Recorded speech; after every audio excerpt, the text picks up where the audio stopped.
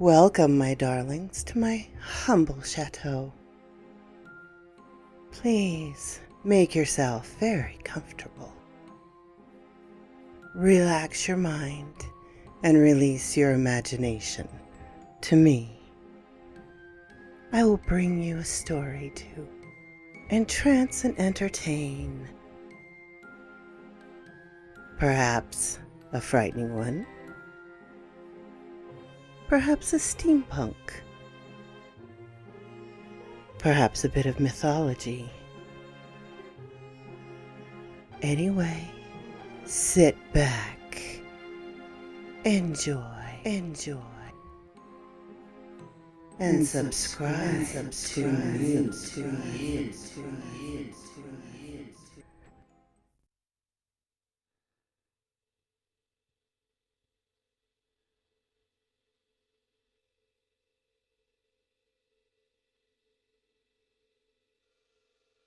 The Officer Sarah Barkley Chronicles, Part 11, by Barkles 52. In case you don't know, I'm a rookie cop in a small, rural Pennsylvania town, currently stuck working the night shift.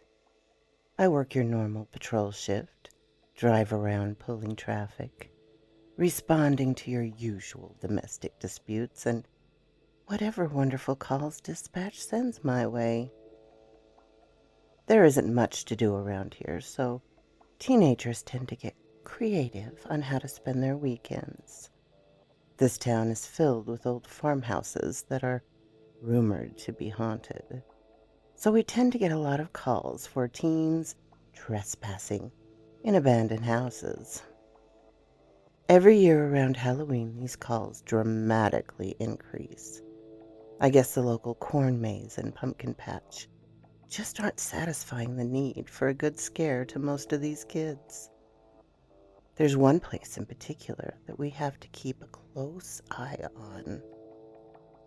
Gittler's Farm has become somewhat of an urban legend in this town. I remember hearing stories in middle school about the farm, and by the time I reached high school, I used to overhear my classmates planning to go to Gittler's Farm in the middle of the night to see if the stories were true. The urban legend is that there were 8 children living on the Gittler's Farm back in the 1930s. The temperatures were much cooler back then, dropping into the lower 30s at night as early as October. The entire second floor of the home consisted of one room, which was where all of the Gittler children slept. Their body heat alone helped keep the temperatures high, but on nights it was far below freezing. Mr. Gittler would throw some wood into the fireplace to heat up the home. On one particularly cold October night, Mr. Gittler lit a fire before his family went to sleep. Nobody knows how or why, but the entire house caught on fire. Mr. Gittler woke up to the sound of his screaming children. He woke his wife up, and they couldn't escape through their bedroom door. The fire trapped them inside. They were able to get out through a window and tried everything they could to get to their children, but it was too late. They lost all 8 children in the fire. Over the years, Mrs. Gittler was so stricken with grief, she eventually took her own life by hanging herself by a belt in their closet. Mr. Gittler continued to live alone and eventually died at the young age of 45 of natural causes. Some people speculate he died of a broken heart nearly 10 years after his wife's death, but the official story says he died of a heart attack. The original Gittler Farm is nothing more than a burnt foundation in the middle of an overgrown field. The land has been bought and sold by many different farmers over the years to use for livestock. Story goes, if you drive to where the original farmhouse once stood and light a fire, then the ghost of the children will rush to put out the fire. As I'm sure you can imagine, this has become a big problem with teenagers testing the old urban legend. The other night, I was working and got the first call of the season. Dispatch to 1034. 1034, go ahead. Can you respond to the old Gittler farm for some teenagers trespassing? A neighbor just called and said she saw a car drive down the lane onto the farm. 10-4. I finished my late-night snack of some almonds and headed towards the old farm. I turned down the gravel lane and shined my spotlight in the direction of where the original farmhouse once stood. I wasn't surprised when I found a car sitting up ahead, idling. I pulled up behind the car and parked my cruiser. I walked up to the car and was surprised to see no one inside. Keys were left in the ignition, and the car was still running. I could smell smoke fill my nostrils, as if there was a fire directly behind me. I turned around and shined my flashlight in every direction. I couldn't see any fire, but the smell was nauseating. I covered my mouth and nose as I continued to search for those pesky teenagers. I made my way towards the woods, and the smell of smoke slowly dissipated the closer I got to the woods. I couldn't see anyone as I stood still and shined my light in every direction. I yelled, "Police! Is anyone here? You aren't in any trouble. I just need to ask you to leave." No response. I was thankful for the moonlight to help guide my search. I could hear the owls and crickets sound the deeper I wandered into the woods. I still couldn't find anyone in sight, so I decided to turn around and head back to my cruiser. As I started my way back to my cruiser, that's when I heard it. I heard a shrill scream that made every hair on the back of my neck stand up and immediately started my adrenaline rush. I ran towards the sound of the scream. It sounded like it came from the direction of my cruiser. My gear on my duty belt jumped up and down as I ran. I finally made it back and looked into the parked car in front of my cruiser. I bent over and shined my flashlight inside. No one was in the car. I was still looking inside when I heard another shrill scream.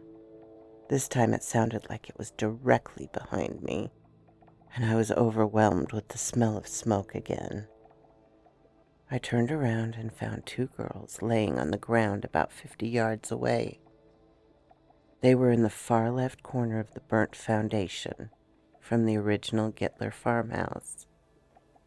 I sprinted towards them and found one of the girls unconscious, while the other laid on the ground with her eyes wide open, staring at the sky.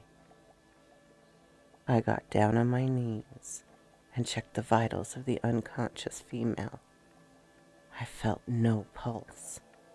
I checked the other female, who was staring at the sky, and I assured her help was on the way. I didn't know what drugs these girls took, but they needed help. I got on my radio. 1034 to dispatch. Dispatch, go ahead. I'm going to need an ambulance to my location for a possible overdose. I have one female who is conscious but unresponsive, and another female who has no pulse. Show me starting compressions. Dispatch to 1034, received. We show you starting compressions at 3:10 hours. I straddled the female and pressed down on her chest, as I was taught in my training. I could feel her cartilage snap from her ribs on my first compression. It was a feeling I will never forget. I continued compressions for approximately 3 minutes, by which time my arms felt as though they were going to fall out of their sockets. The ambulance arrived on scene and loaded up both females. I went to work the next night and found out that despite my efforts, the one girl didn't make it. I fucking tried so hard. An autopsy report was conducted and found that her lungs were filled with smoke, and not a single drug was in her system.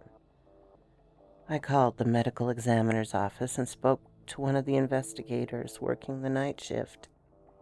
"Hey, it's Officer Barkley. Can you explain to me what happened with the autopsy for the girl you got last night?" "Oh, yeah. Yeah, hey.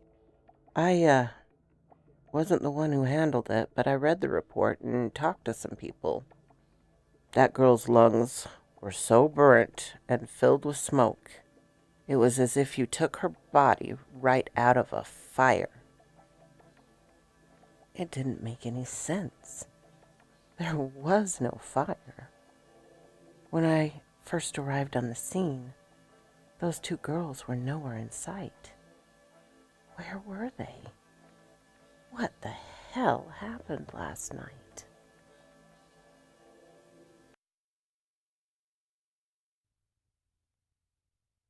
In case you don't know, I'm a rookie cop working the night shift in a small rural town in Pennsylvania. With a little over 2 years on the job, I'm still considered a rookie, since most of the guys in my department have 10 to 15 years on.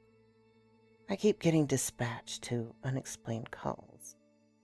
I came across a guy last night that I honestly don't know if he has Alzheimer's or ghosts or something else. Last night I was really dragging my feet, getting ready for work. I just have been so exhausted lately that my eyelids felt like weights, and I felt absorbed in my couch. I laid down by Haley as she sat on my lap, purring in her sleep. I saw the clock turn to 2200, and I knew I had to start getting ready. I gently moved Haley, which she was not happy about.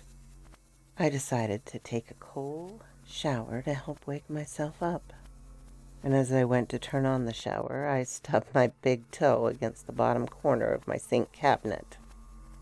I could feel the pain throb rhythmically as I bent down and grabbed my toe, as if holding it would help the pain. Shit, I broke the corner piece of wood off the cabinet. Poor Haley. She was frightened by my scream, and I heard her dart across the family room and into my bedroom to hide under my bed. When I was finally done showering, I walked through my family room towards my bedroom and smelled cat pee. I looked down and saw a wet spot in the middle of the room. Haley must have peed a little when she got frightened by my scream, poor girl. I cleaned up the mess and eventually finished getting ready. I arrived to roll call and found that Sergeant Oakley brought us all donuts. I don't care if it's a cliche. Who the hell doesn't love donuts? The sugar helped wake me up and I hit the road. I was maybe an hour or so into my shift when dispatch got in the radio. "Dispatch to 1034. 1034, go ahead," I responded. "We got a call from a man who said someone broke into his house while he was out for a walk. He said nothing was stolen, but several items were moved." "Well, that's peculiar. 1034, you can show me en route." I headed to the location and approached a quaint little wooden home, tucked away in a deep pocket into the woods. I'm so used to seeing abandoned and run-down houses that I was actually surprised to see a home in such good condition. He had gorgeous trees surrounding his property that were colored red, orange, and yellow. He even had a cute little pumpkin sitting on his front porch. I approached the house and knocked on the door. "Officer Barkley with the police department." A few moments later, I was greeted by an older man holding himself up with his cane. He had a slight hunch, but an adorable smile. Even through the wrinkles, I could see his dimples as he smiled. "Hello, officer. Thank you so much for coming. Here, please come in." I followed him to his family room, where he slowly lowered himself into a recliner that I could tell was his usual place. He had a cloth on the right arm of the chair, where I suspected he set his snacks as he ate. He also had a thick sheep's wool cushion on the seat. I took a seat on the couch. "I'm Officer Barkley, and who do I have the pleasure of sitting with?" I asked the older man. "Oh, I'm sorry. I'm Thomas. Thomas Woolley." "It's nice to meet you, Thomas. Now tell me about what happened here earlier." I left my question open-ended to gather as much information as possible. "Well, I went out for my nightly walk and came home and someone was in my apartment. This has actually been going on for months. I tried to tell my kids, but they don't do anything about it and think I'm crazy or something. I finally had just had it and decided to call the police." "This has been happening for months. What's moved?" "Well, about 2 weeks ago I came home and the TV was on and the volume was blaring. I always turn off the TV before I leave, and even in unlikely case that I forgot to turn it off, I would have never had it that loud. It was piercing my eardrums." I took a few notes in my notebook. Were any doors or windows unlocked? Any sign of entry? Thomas began to look embarrassed. "No, nothing like that. My front door was locked when I returned home. Whoever is doing this must have a key." "Who all has a key to your home?" "Just my 2 kids, but I know it wasn't them. I called them both, and they live about an hour away." Thomas sounded very coherent, but because of his age and the fact things weren't lining up, I began to wonder if he suffered dementia or Alzheimer's. I asked, "Thomas, have you ever been diagnosed with dementia or Alzheimer's?" Thomas's smile faded away as he responded, "No, I'm perfectly clear up here." He tapped his head. "Okay, I didn't mean to insinuate anything. So tell me what else happened." "Let's see. Last week I came home and I found my wallet sitting out on the kitchen table. I could have sworn I took it with me. But even if I didn't have it with me, it would have been in my bedroom. It was left wide open, and the photograph of my granddaughter was laying on top when it's normally tucked inside the wallet. That same night, when I went to my bathroom, I found the medicine cabinet open with bandage tape in my sink." "Was there anything missing from your wallet or medicine cabinet?" "No. That's what makes this so frustrating. Who could be doing this, and better yet, why?" Thomas was becoming excited again with agitation. That is odd. Do you mind if I take a look at your medicine cabinet?" "Be my guest." I got up and found my way to his bathroom. I wanted to see what type of medication he was taking or supposed to be taking. After a quick Google search of about 4 different medications, nothing would explain delusions. He was on medication for high blood pressure, high cholesterol, some supplements including aspirin. I made my way back to the couch and sat down with my notepad to continue.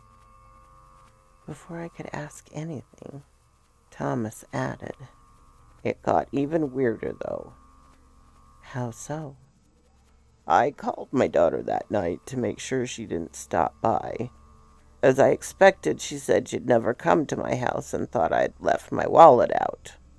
When I asked her how she was doing, she told me her daughter, my granddaughter, had broken her arm at gymnastics. Such a strange coincidence that all that was moved was the photograph of her and bandages." "Yes, I suppose it is a small coincidence. What else was misplaced? Well, then, about 2 or 3 days ago, I came home and my late wife's wedding ring was out of the jewelry box and on her nightstand. I went to put it away. My son called me and told me he was going to ask his girlfriend to marry him, and asked if he could use his mother's ring. I assumed he must have been here earlier and looked at it. I told him, of course, his mother would love that. Then when I asked him if he was here earlier, he sounded confused, and told me he hadn't been here in nearly a month. Okay, now I was starting to bite. That is a weird coincidence. Okay.